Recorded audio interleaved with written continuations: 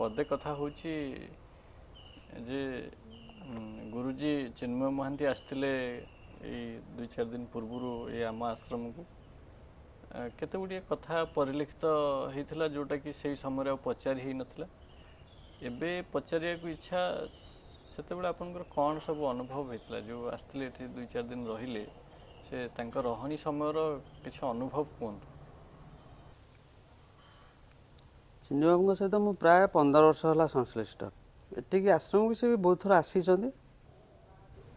ଶେଷ ଲାଷ୍ଟ ଯେଉଁ ଆସିଥିଲେ, ଯେଉଁ 4 ଦିନ ରହିଲେ, ସବୁ ରହିବା ଆଉ ଏଇ ଯେଉଁ ଲାଷ୍ଟ ରହିବା ଭିତରେ ବହୁତ ତଫାତ ମୁଁ ପରିଲକ୍ଷିତ କରିଛି ମୋ ନିଜସ୍ୱ ଅନୁଭୂତିରୁ। ଆମେ ଏଠି ରହିଲୁ 4 ଦିନ, ଟୋଟାଲି ମୋର କିଛି ଆଉଟ୍ ୱାର୍ଲ୍ଡ ସହିତ କିଛି ବି କନେକ୍ସନ୍ ରହିନଥିଲା। ମୋ ଘର, ବେପାର, ମୋ ଦେହ ଖରାପ, ଟୋଟାଲି କିଛି ମୋ ମନରେ ନଥିଲା। ଏମିତି ମୋ ନିଜସ୍ୱ ବୁଦ୍ଧି ବିବେକଟା ଟୋଟାଲି ଜିରୋ ଥିଲା। ସେଇଭଳିଆ ଅନୁଭୂତି ମୋତେ ହେଲା। ମୋର କିଛି ବି ଟେନସନ୍ ନଥିଲା। ସେଇଭଳିଆ ମୋତେ ଲାଗିଲା। ବହୁତ ୱାର୍କଲୋଡ଼ ଅଛି, ବହୁତ ସମସ୍ୟା ବି ଅଛି, ଦାୟିତ୍ୱ ବି ଅଛି ମୋ ଉପରେ ବହୁତ। ଗୋଟେ ବି ମୋ ମନକୁ ଆସିନଥିଲା। ତାର କାରଣ କ'ଣ ଗୁରୁଜୀ ଆସିଥିଲେ ବୋଲି? ନିଶ୍ଚିନ୍ତ ଆମକୁ ଯାହା ଅନୁମାନ ଆମେ କଲୁ କି ଆମେ ଯାହା ପରିଲକ୍ଷିତ କଲୁ, ଏଠିକି ସେ ଆସି ସାରିଲା ପରେ ଫାର୍ଷ୍ଟ ଡେ ଗଲା ରହିଲେ, ସେକେଣ୍ଡ ଡେ ଯେଉଁଦିନ ସକାଳୁ ଉଠିକି କହିଲେ ମ୍ୟାଡ଼ାମଙ୍କୁ ଯେ ଉପରକୁ ଯିବା, ଡାକରା ଆସିଲାଣି। ମ୍ୟାଡ଼ାମ୍ ଜାଣିପାରିଲେ ହଠାତ୍ କିନି ଯେ ଉପର ସେ କେଉଁଟାକୁ କହୁଛନ୍ତି। ତା ଦୀର୍ଘ 4 ବର୍ଷ ହେଲା ସେ ଚିନ୍ତା କରିଛନ୍ତି ଜଗନ୍ନାଥ ମନ୍ଦିର ଯିବେ ହେଲା, କିନ୍ତୁ ଯାଇପାରିନାହାନ୍ତି। ସେ ଖୁସି ହେଇଗଲେ, ମ୍ୟାଡ଼ାମ୍ ଖୁସି ହେଇଗଲେ। ହୁଏତ ମ୍ୟାଡ଼ାମଙ୍କ କାମଟାକୁ ପୂରଣ କରିବା ପାଇଁ ସେ ଏତେ ବାଟରୁ ଆସିଥିବେ, ଏ କଥା। 2, ଦୀର୍ଘ ଦିନର ପରିଚୟ, ବାର୍ତ୍ତାର ଆଦାନ ପ୍ରଦାନ ଭିତରେ ମନୋଜ ଧୀର, ଚିନ୍ମୟ ମହାନ୍ତି ଆଉ ମ୍ୟାଡ଼ାମ୍ ବହୁତ ଦିନର ସମ୍ପର୍କ। କିନ୍ତୁ ସିଏ ଯେଉଁ ଏଇ ଲାଷ୍ଟ ଯେଉଁ ଆସିକି ରହିଲେ, ସେଥିରେ ମନୋଜ ଧୀରଙ୍କର ଯେଉଁ ପରିବର୍ତ୍ତନ, ହୁଏତ ସେଥିପାଇଁ ଆସିଥାଇପାରନ୍ତି। ତୃତୀୟ କଥା ହେଲା, ମନ୍ଦିରକୁ ଗଲୁ, ମନ୍ଦିରରେ ମାତ୍ର 2 ଜଣ ବ୍ୟକ୍ତି ବସିଥିଲେ ବାହାରେ। ତାଙ୍କ ସହିତ ଯେଉଁ ବାର୍ତ୍ତାଳାପ ହେଲା, ଇଏ ଅଜଣା ଲୋକ, ତାଙ୍କ ପାଇଁ ଇଏ ଟୋଟାଲି ଅଜଣା। 5 ମିନିଟର ବାର୍ତ୍ତାଳାପ ପରେ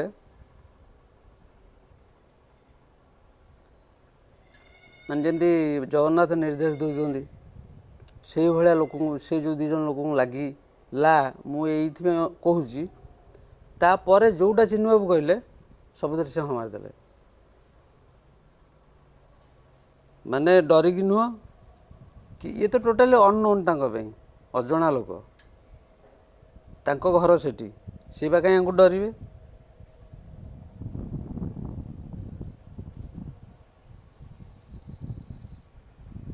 ସେ ଏଠୁ ଯାଇସାରିଲା ପରେ ମନୋଜ ଧୀର ମ୍ୟାଡ଼ାମଙ୍କର ଯେଉଁ ବିରାଟ ବଡ଼ ପରିବର୍ତ୍ତନ ହେଇଛି, ଏତେ ଦିନ ଏତେ ଭଲ କାମ, ଏତେ ଲୋକଙ୍କ ସହିତ ମିଶିଲା ପରେ ମନୋଜ ଧୀରଙ୍କର ଯେଉଁଟା ପରିବର୍ତ୍ତନ ହେଇନଥିଲା, ଚିନ୍ତାଧାରାରେ ହେଉ, ଆଧ୍ୟାତ୍ମିକ ଚିନ୍ତାଧାରା ହେଉ, କିମ୍ବା ସାମାଜିକ ଚିନ୍ତାଧାରା ହେଉ, ଚଳଣି ହେଉ, ଯେଉଁ ପରିବର୍ତ୍ତନ ମୁଁ ମୋ ନିଜସ୍ୱ ଆଡ଼ୁ ମୁଁ ଦେଖିନଥିଲି, ସେ ଆସିଲା ପରେ, ଯେଉଁ ଗଲା ପରେ, ଆସିକି ଯାଇସାରିଲା ପରେ ଯେଉଁ ପରିବର୍ତ୍ତନ, ପୁରା ମାନେ କ'ଣ କଲେ 0ରୁ 100 ସେଇଭଳିଆ ପରିବର୍ତ୍ତନ ତାଙ୍କ ଦେହରେ ପରିଲକ୍ଷିତ ହୋଇଛି। ଯେଉଁ ଆଶ୍ରମରେ ସେ ରହିଲେ 4 ଦିନ,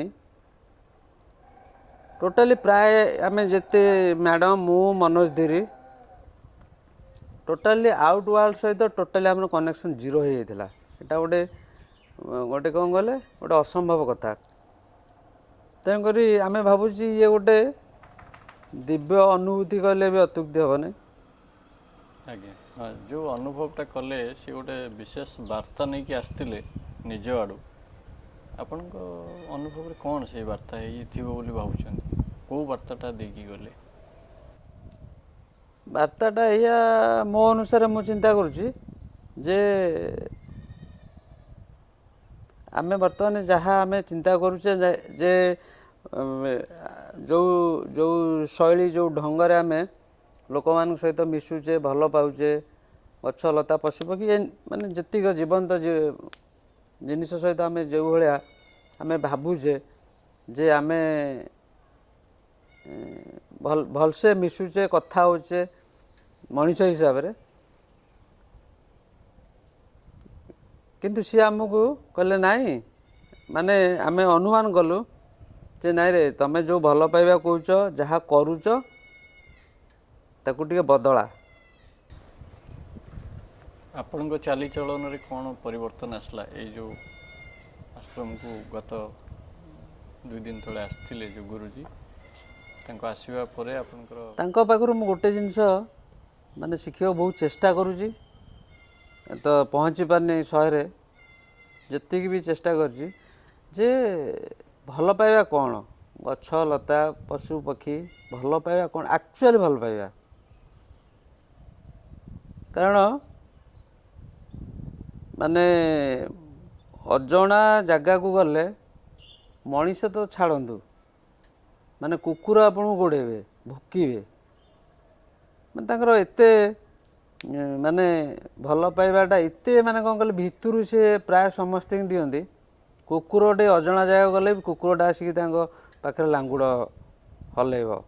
ସେ ତାଙ୍କ ଯେଉଁ ହାତ ଆଉଁସାରେ ହିଁ ସିଏ ଜାଣିଯିବ ଇଏ ହେଉଛି ମୋର ନିଜ ଲୋକ। ଏଇଟା ଆପଣ ଅନୁଭବ କରିଛନ୍ତି? ଏଟା ଅନୁଭବ 100କୁ 100। ଯଦି ଏ କଥା ଆପଣ ଅନୁଭବ କରିପାରିଲେ, ତାହେଲେ ଆପଣଙ୍କ ଭିତରେ ସନ୍ଦେହ କାହିଁକି ଆସିଲା? ଆପଣଙ୍କର ବ୍ରେନ୍ରେ କିଛି ଅଲଗା କଥା ହେଇଥାଇପାରେ କି କ'ଣ, ଏମିତି କାହିଁକି ଆସିଲା? ଶୁଣନ୍ତୁ, ଏଟା ହେଲା କ'ଣ କହିଲେ, ଏଟା ମୁଁ ଯେଉଁ କଥା କହିଲି, ଏଟା ଯେହେତୁ ଆମେ ମେଡ଼ିକାଲ ମେଡ଼ିସିନ ପ୍ରଫେସନ୍ ସହିତ ଜଡ଼ିତ ଅଛୁ, ସେଟା ଅଟୋ ଆସିବ। କିନ୍ତୁ ଯେହେତୁ ମୁଁ ଚିନ୍ନୁବାବୁଙ୍କ ପାଖରେ ଥିଲି ଏବଂ ମୋର ଅବସ୍ଥାଟା ତାଙ୍କ ସାମ୍ନାରେ ହେଲା, ଅବସ୍ଥାଟା ହେଇସାରିଲା ପରେ ମୁଁ ରିକଭରି ପର୍ଯ୍ୟନ୍ତ ମୁଁ ତ ଜାଣିନଥିଲି। ମୋ ସାମ୍ନାରେ ଯେଉଁ ଲୋକଟି ବସିଥିଲା ତାଙ୍କର ଅନୁଭୂତି, ତା ବାଦ୍ ବି ଚିନ୍ନୁବାବୁଙ୍କ ସହିତ ମିଶିବାର ବହୁତ ଦିନ ଭିତରର ଅନୁଭୂତି ମୋ ଭିତରେ ଯାହା ଅଛି ତାଙ୍କ ବାବଦରେ, ମୁଁ ଯଦି ଚିନ୍ନୁବାବୁଙ୍କ ପାଖରେ ଥାଏ, ଏଟା ମୋର ପର୍ସନାଲ ଅନୁଭୂତି, ସଂସାରର ଏମିତି କୌଣସି ଦୁଃଖ ନାହିଁ, କୌଣସି ଅସୁବିଧା ନାହିଁ ରେ ମୁଁ ବିବ୍ରତ ହେଇଯିବି। ଏଟା 100କୁ 100 ଗ୍ୟାରେଣ୍ଟେଡ଼। ମୁଁ ଜମା ବ୍ୟସ୍ତ ନଥିଲି। ସିଏ ମୋର ସେନ୍ସ ଯିବା, ସିଏ ହାତ ଧୋଇକି ଆସିକି ମୁଣ୍ଡରେ ହାତ ମାରି କ'ଣ କହିବା, ଇଏ ସବୁ ଦେଖିଛନ୍ତି ମ୍ୟାଡ଼ାମ୍। ତାପରେ ମୋର ସେନ୍ସ ଆସିବା ପରେ ମୁଁ ତ ନର୍ମାଲ ଥିଲି। ତାପରେ ହେଠୁ ଘରେ କି ଯେଉଁ ବ୍ୟସ୍ତତା ରହିଲେ ଯେ ଯାଇ ଦେଖାଇବା ଡାକ୍ତର ଇଏ ସିଏ ଭଲ ମନ୍ଦ, ଡକ୍ଟରଙ୍କୁ ଦେଖା ହେଲା। ଦେଖା ହେଇସାରିଲା ପରେ ବି ସିଏ ମେଡ଼ିସିନ ପ୍ରେସ୍କ୍ରାଇବ୍ କଲେ, ତଥାପି ସେ ମେଡ଼ିସିନ ମୁଁ ଖାଇନାହିଁ। ନା, ଗୋଟିଏ ପଟରେ ତ ଏ ପ୍ରଫେସନ୍, ଆଉ ଗୋଟିଏ ପଟରେ ଭରସା, ବିଶ୍ୱାସ, ଭଲ ପାଇବା। ସେଇ ଭରସା ଅଛି ବୋଲିକି, ଯେହେତୁ ଏଟା ନ୍ୟୁରୋଲୋଜିକାଲ ପ୍ରୋବ୍ଲେମ୍। ନା, ଆଉ କିଛି ମୁଁ ଭାବୁଛି କି ଭରସାରେ ଟିକେ କମି ଅଛି କି? ନା, ଭରସା 100କୁ 100 ଅଛି। କାରଣ ଡକ୍ଟର ପ୍ରେସ୍କ୍ରାଇବ୍ କରିଥିବା ମେଡ଼ିସିନ ମୁଁ ଖାଇନାହିଁ। ଫାଷ୍ଟ ପଚାରିଥିଲି ଚିନ୍ନୁବାବୁଙ୍କୁ, ରିପୋର୍ଟ ତ ପଠାଇଥିଲି ଆଜ୍ଞା, ଯେ କ'ଣ କରିବି କୁହନ୍ତୁ। ସେ ତ ଫାଷ୍ଟ କଲେ କିଛି କରିବା ଦରକାର ନାହିଁ। ଏବେ ତ ମୋ ମନ ବୁଝିବା ପାଇଁ ସେ ମେଡ଼ିସିନଟେ କହିଛନ୍ତି ଆଣିକି ଖା। ନାଇଁ ନାଇଁ, ମନ ବୁଝିବା ପାଇଁ ମୋ ମନ ବୁଝିବା ପାଇଁ ହୁଏତ ସିଏ ଭାବିଥିବେ। ଏଇଟା ଆପଣ କେମିତି ଜାଣିଲେ? ନା ମୁଁ ଜାଣିନି, ମୁଁ ଶହେକୁ ଶହେ ମୁଁ ମାନେ କନଫର୍ମ ନୁହଁ। ଆଜ୍ଞା। ଆଉ ନହେଲେ ଚିନୁ ବାବୁ କହିବା ମାନେ ଦ୍ୟାଟ୍ ଇଜ୍ ଫାଇନାଲ୍ ମୋ ପାଇଁ। ଯେକୌଣସି ଜିନିଷରେ ହେଉ, ଯେକୌଣସି ବାବଦରେ ହେଉ, ଯେକୌଣସି ସମସ୍ୟା ହେଉ, ଦ୍ୟାଟ୍ ଇଜ୍ ଫାଇନାଲ୍। ଆଉ କେବେଠାରୁ ତାଙ୍କ ସହିତ ଜଡ଼ିତ ହେଲେଣି? ମୁଁ 2006-07ଠୁ। ଏଇ ଯେଉଁ ଦୀର୍ଘ ଦିନର ସମ୍ବନ୍ଧ ଭିତରେ ଆପଣ କ'ଣ ତାଙ୍କଠାରୁ କ'ଣ ପାଇଛନ୍ତି, କ'ଣ ଶିଖିଛନ୍ତି? ଶିଖିଛି ଯଦି କହିବି ଯେ ଜଣେ ମଣିଷ ପାଖରେ ଯାହା ଯାହା ରହିବା ଦରକାର, ମଣିଷ ଗୋଟେ ଯାହା ଯାହା କରିବା ଦରକାର, ମଣିଷ ହିସାବରେ ତାଙ୍କ ପାଖରେ ସବୁ ଯାକ ଗୁଣ ଅଛି। ସେଇ ଗୁଣରୁ ମୁଁ କିଛି କିଛି ଶିକ୍ଷା ଗ୍ରହଣ କରୁଛି। ଗୋଟେ ସାଧାରଣ କଥା ଯଦି କହିବି, ଅତି ସାଧାରଣ କଥା,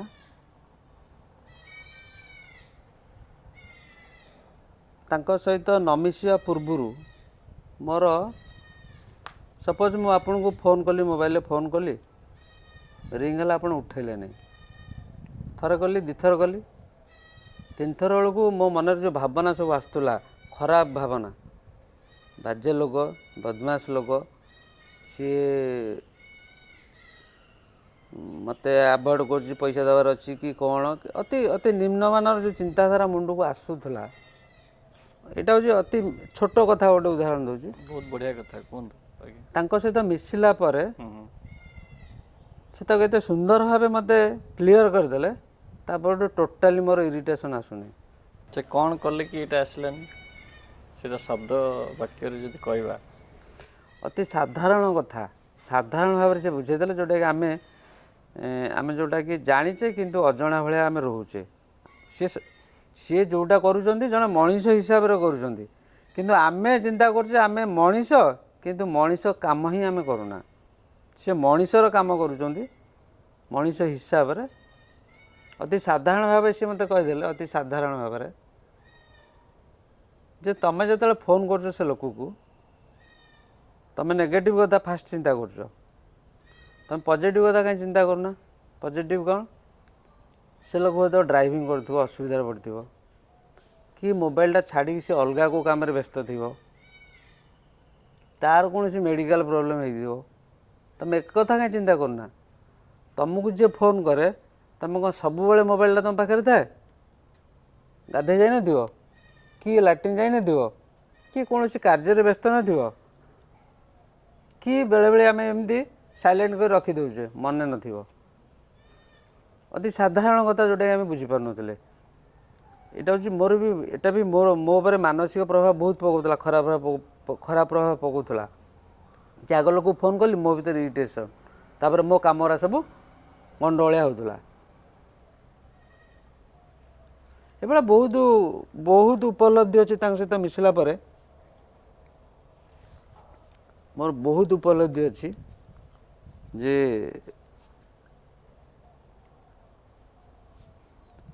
ସାଧାରଣ ମଣିଷର ଊର୍ଦ୍ଧ୍ୱକୁ ଯାଇକି କ'ଣ କେତେ କରାଯାଇପାରେ, ସେ ସେଇଟା କରିକି ଦେଖାଇ ଦେଇଛନ୍ତି। ତାଙ୍କ ଭିତରେ କ'ଣ ୟୁନିକନେସ୍ ଅଛି ବୋଲି ଭାବୁଛନ୍ତି? କ'ଣ ସ୍ୱତନ୍ତ୍ରତା, କ'ଣ ଅନନ୍ୟ ସେ? କାହିଁକି ଆପଣଙ୍କ ପାଇଁ ସେ ସ୍ୱତନ୍ତ୍ର? ତାଙ୍କ ଭିତରେ ୟୁନିକନେସ୍ ହେଉଛି ଭଲ ପାଇବା। କାହାକୁ? ଆପଣଙ୍କୁ? ନା, ଟୋଟାଲି ସମାଜକୁ ଯେଉଁ ଭଲ ପାଇବା, ୟୁନିକନେସ୍। ଆମେ ଯେଉଁ ଦେଖୁଛେ ସଦ୍ଗୁରୁ କି ଅନ୍ୟାନ୍ୟ ଧର୍ମଗୁରୁମାନଙ୍କର ଯେଉଁ ଭଲ ପାଇବା ତାଠାରୁ ମୁଁ କହିବି ଏଇଟା ସ୍ୱତନ୍ତ୍ର, ଅଲଗା, ନିଆରା। ସେମାନଙ୍କର ଉଦ୍ଦେଶ୍ୟ ଅଛି ଯେ ଆମେ ଏଇଆ କଲେ ଏଇଆ ପାଇବୁ, ଉଦ୍ଦେଶ୍ୟ ବିହୀନ ଭଲ ପାଇବା। ମୋର କିଛି ଆଶା ନାହିଁ, କିନ୍ତୁ ମୁଁ ଭଲ ପାଇବି। ଆଉ ଭଲ ପାଇବି ଯେଉଁଟାକି ମାନେ 100କୁ 100 ଚିରନ୍ତନ ସତ୍ୟ। ସେ ଗଛକୁ ହଉ, ସେ କୁକୁରକୁ ହଉ, ସେ ପକ୍ଷୀକୁ ହଉ, ସେ ମଣିଷକୁ ହଉ, ଅଜଣା ଲୋକକୁ ହଉ, ସେ ଯେଉଁ ଭଲ ପାଇବା ପ୍ରାୟ ମୋ ଲାଇଫରେ ମୁଁ ଦେଖିନି। ସେ ଆମ ସମାଜ ପାଇଁ କ'ଣ କରିପାରିବେ ବା ସେଇଭଳି ବ୍ୟକ୍ତିଙ୍କର ସମାହାର ଆମ ସମାଜର କ'ଣ ପରିବର୍ତ୍ତନ ଆଣିପାରିବ? ସେଇଭଳିଆ ବ୍ୟକ୍ତିଙ୍କର ଯଦି ସମାହାର ହୁଏ ତାହେଲେ ସେ ରାମରାଜ୍ୟ ହେବା ପାଇଁ ବେଶୀ ସମୟ ଲାଗିବନି। କାହିଁକି କହୁଛି, ଦେଖନ୍ତୁ ଆମେ ଯେକୌଣସି ତଥାକଥିତ ଧର୍ମଗୁରୁଙ୍କ ପାଖକୁ ଆମେ ଯିବା, ମୁଁ ଯିବି, ଜଣେ କଲେକ୍ଟର ଯିବ, ତଫାତ ଅଛି। ଆଜ୍ଞା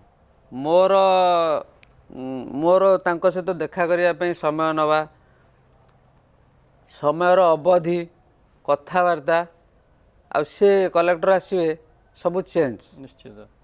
କିନ୍ତୁ ଚିନ୍ମୟ ମହାନ୍ତି ଏଭଳିଆ ଗୋଟେ ବ୍ୟକ୍ତିତ୍ୱ ଯେ ଭିକାରୀ ପାଇଁ ଯାହା, କଲେକ୍ଟର ଆଇଲେ ବି ସେଇଆ।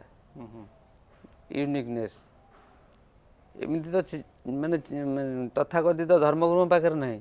ମୋ ସର୍ବସ୍ୱ ସମସ୍ୟାକୁ ସେ ସମାଧାନ କରିବାର କ୍ଷମତା ରଖନ୍ତି। ଅଛି, ସେଟା ମୁଁ କନଫର୍ମ। ସେଥିପାଇଁ ନା ଆଉ କିଛି କାରଣ? ନାଇଁ, ମୋର ତ ଆଶା ନେଇକି ମୁଁ ଯାଏନି ତାଙ୍କ ପାଖକୁ ଯେ ସେ ମୋର ଏଇ କାମଟା କରିଦେବେ କି ମୋତେ ଏଇ ଜିନିଷଟା ଦେଇଦେବେ, ଆଜ୍ଞା ଏଇ ଆଶା ନେଇକି ତ ମୁଁ ଯାଏନି ନା।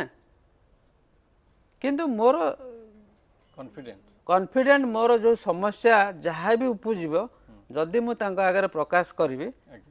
ତାହେଲେ ମୁଁ କନଫର୍ମ ସେ 100% ତାକୁ ସମାଧାନ କରିଦେବେ। କ'ଣ ଶିଖିଛନ୍ତି ଆପଣ ତାଙ୍କଠାରୁ?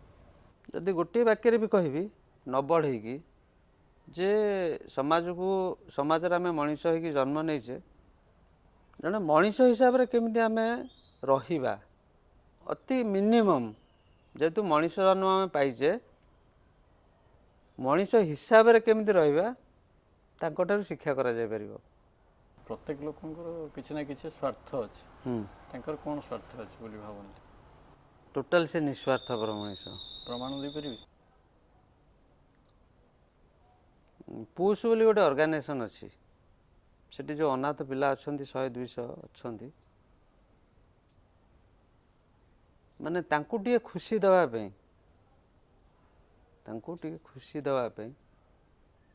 ତାଙ୍କର ଜୀବନକୁ ଟିକେ ପରିବର୍ତ୍ତନ କରିବା ପାଇଁ ଟୋଟାଲି ତାଙ୍କର ବ୍ୟାଙ୍କ ଆକାଉଣ୍ଟ ଜିରୋ କରିଦେଇଛନ୍ତି।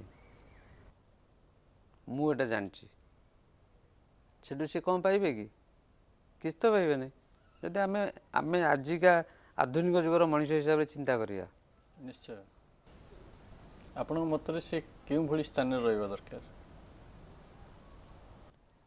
ସ୍ଥାନ କଥା ମୁଁ ଯଦିଓ ନ କହିବି, ଆକ୍ଚୁଆଲି ଆମେ ତାଙ୍କୁ ବୁଝିବାର ଅଛି, କଥାକୁ ମାନିବାର ଅଛି, ତାଙ୍କୁ ବୁଝିବାର ଅଛି। ତାଙ୍କୁ ଯଦି ଆମେ ବୁଝିପାରିବା, ହୁଏତ ସମାଜରେ କିଛି ପରିବର୍ତ୍ତନ ହେଇଯିବ। ଆପଣଙ୍କର କେତେ ଦୃଢ଼ ବିଶ୍ୱାସ ଅଛି ଏଥିରେ? ଆଉ ଗୋଟେ ଅନୁଭୂତି କହିବି, ଆପଣ ଦେଖନ୍ତୁ କାହିଁକି ସେ ଲୋକ କୁହନ୍ତିନି ଯେଉଁ ଆପଣଙ୍କର ନିର୍ବିକାର, ତାଙ୍କ ଘରୁ ଚୋରି ହେଇଛି, ଜିନିଷ ଲୋକ ନେଇଯାଇଛନ୍ତି, କିଏ ନେଇଛି ବି ସିଏ ଜାଣିଛନ୍ତି, ତଥାପି ସେ ଲୋକ ସହିତ ଆଗରୁ ଯେମିତି କଥାବାର୍ତ୍ତା କରୁଥିଲେ ଏବେ ବି ସେଇଭଳିଆ କଥାବାର୍ତ୍ତା କରୁଛନ୍ତି। ସିଏ ବି ଆସୁଛନ୍ତି, ଇଏ ବି ଚିନ୍ମୟ ତାଙ୍କୁ ବି ସେମିତି ସାହାଯ୍ୟ ସହଯୋଗ କରୁଛନ୍ତି। ଏଭଳିଆ ନିର୍ବିକାର ଲୋକ ଏଇ କଳିଯୁଗ ଯଦି ଦେଖିବା ଆମେ, ଉଦାହରଣ ନଥିବ ମୋ ମତରେ, ମୁଁ ତ ଦେଖିନି, ଆଉ ନଥିବ ମୁଁ ଅନୁମାନ କରୁଛି। କ'ଣ ଇଚ୍ଛା ଅଛି ଆପଣଙ୍କର ବନ୍ଧୁଙ୍କୁ ନେଇକି? ଇଚ୍ଛା ହେଉଛି ଯେ ମୋର ଇଚ୍ଛା ଯେ ସିଏ, ଭଗବାନ ତ ଅଛନ୍ତି, ତାଙ୍କୁ ନିରୋଗ ରଖନ୍ତୁ, ଏତିକି ମୋର ଇଚ୍ଛା। ଟୋଟାଲି ତାଙ୍କୁ ନିରୋଗ ରଖନ୍ତୁ।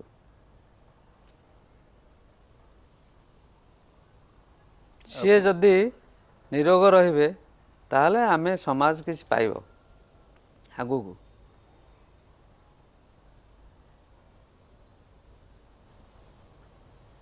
ଆପଣ ଯଦି ତାଙ୍କୁ ଜୀବନରେ ଦେଖିନଥାନ୍ତେ, ପାଇନଥାନ୍ତେ, ଯାହା ଆଜି ତାଙ୍କ ଦ୍ୱାରା ଶିଖିଛନ୍ତି ସେଇଟା ଶିଖିପାରିଥାନ୍ତେ? ପ୍ରାୟ ନୁହଁ, ଶିଖିପାରିନଥାନ୍ତି। କାରଣ ତାଙ୍କ ଛଡ଼ା ବି ବହୁତ ଲୋକଙ୍କ ସହିତ ମିଶିଛି, କିନ୍ତୁ ତାଙ୍କ ସହିତ ମିଶିଲା ପରେ ମୋର ଯେଉଁ ପରିବର୍ତ୍ତନ, ଅନ୍ୟମାନଙ୍କ ସହିତ ମିଶିଲା ପରେ ମୋର ଟୋଟାଲ କିଛି ପରିବର୍ତ୍ତନ ତ ହେଇନି। ବରଂ ଆଧୁନିକ ସମାଜ ମଣିଷର ଯାହା ଯାହା ସବୁ କରି କରି ଚାଲିଛି ବରଂ ସେଟା ମୋର ବଢ଼ି ଚାଲିଥାନ୍ତା ଯଦି ଆଙ୍କ ସହିତ ମୁଁ ନ ମିଶିଥାନ୍ତି।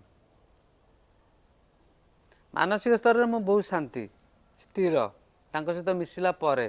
ଆଠାରୁ ବଡ଼ ମାନେ ଲାଭ ପ୍ରାୟ ମୁଁ ପାଇବି ନାହିଁ। ଏମିତି କେଉଁ କଥା ଅବୁଝା ଅଛି ତାଙ୍କୁ ପଚାରିବାକୁ ଚାହାନ୍ତି? ମୁଁ ବହୁତ ଥର ଚିନ୍ତା କରିଛି ଯେ ପଚାରିବି ହେଲା, ପଚାରିବି କ'ଣ ପଚାରିବି ଯେ ଜଣେ ମଣିଷ ହିସାବରେ ଆମେ ଯେତିକି ଜାଣିଛୁ ଆପଣଙ୍କର ଜୀବନଚର୍ଯ୍ୟା ସକାଳଠୁ ରାତି ପର୍ଯ୍ୟନ୍ତ ନା ମେଡ଼ିକାଲ ସାଇନ୍ସ ଅନୁସାରେ ହେଉଛି, ନା ଘରର ଚଳଣି ଅନୁସାରେ ହେଉଛି, ନା ସମାଜର ଚଳଣି ଅନୁସାରେ ହେଉଛି। ତଥାପି ଆପଣ ଆମଠାରୁ ମାନସିକ ସ୍ତରରେ ଶାରୀରିକ ସ୍ତରରେ ସମ୍ପୂର୍ଣ୍ଣ ସୁସ୍ଥ ଅଛନ୍ତି, କିନ୍ତୁ ଆମେ ଅସୁସ୍ଥ। ଆ ପଛର କାରଣ କ'ଣ? ନା ଖାଇବାରେ ଠିକ୍ ଅଛି, ନା ଶୋଇବାରେ ଠିକ୍ ଅଛି। କୌଣସିଥିରେ ଯେଉଁ ଟାଇମ୍ ଟେବୁଲ୍ ଆମେ କହୁଛେ ତଥାକଥିତ ସକାଳୁ ଉଠିବା, ବ୍ରସ୍ କରିବା, ରାତି ପର୍ଯ୍ୟନ୍ତ ଯାହା ଯାହା ଅଛି ଆମକୁ ଶିଖାଯାଇଛି ଟୋଟାଲି ତା'ର ବିପରୀତ ସେ ଲୋକ। ଟୋଟାଲି ବିପରୀତ ମାନେ ଦୀର୍ଘ ଦିନ ହେଲାଣି। ତଥାପି ସେ ଲୋକ ଆମଠାରୁ ସୁସ୍ଥ, ମାନସିକ ସ୍ତରରେ ହେଉ ଫିଜିକାଲ ସ୍ତରରେ ହେଉ। ଆଉ ଗୋଟେ ୟୁନିକନେସ୍ ହେଉଛି ତାଙ୍କର, ମାନେ ଏମିତି ବିରଳ, ପୃଥିବୀରେ ପ୍ରାୟ ବିରଳ। ମାନେ ରନ୍ଦା ମାରିବା ଠାରୁ ଏଲିୟନ ପର୍ଯ୍ୟନ୍ତ ତା ଭିତରେ ଯେତିକ ରହିଲା ଶେଷ କଥାଟା କ'ଣ ସେ ଲୋକ ଜାଣିଛି।